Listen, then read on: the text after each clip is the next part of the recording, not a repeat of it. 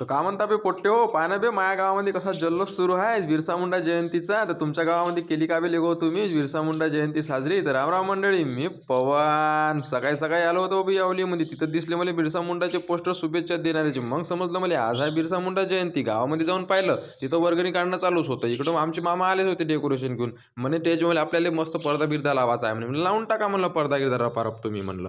तर इकडून तो पडदा गिरदा लावून चालूच झाला होता. बिरसा मुंडा जयंती म्हणजे ना आजची 15 नोव्हेंबर 1875 मध्ये झारखंड राज्यामध्ये त्यांचा जन्म झाला होता. आणि त्यांनी इंग्रजाविरुद्ध कठोर अशी लढा दिला होता, म्हणून त्यांचं नाव असं सूर्यासारखं प्रकाशित झालं होतं.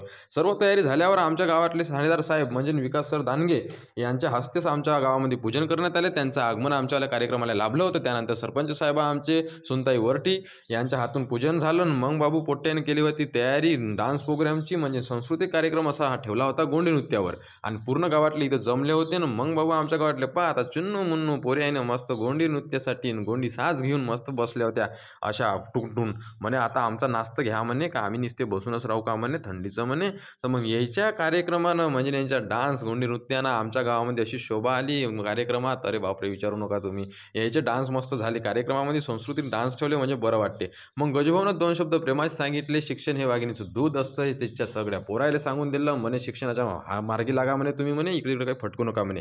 तर पोट्टे हो, आता खातो मी पोहे गरमागरम. तर तुम्हाला व्हिडिओ कसा आवडला? आमच्या गावातली जयंती 1 नंबर झाली की नाही? तर आता भेटू तुम्ही पुढच्या ब्लॉगमध्ये. तोपर्यंत बाय बाय.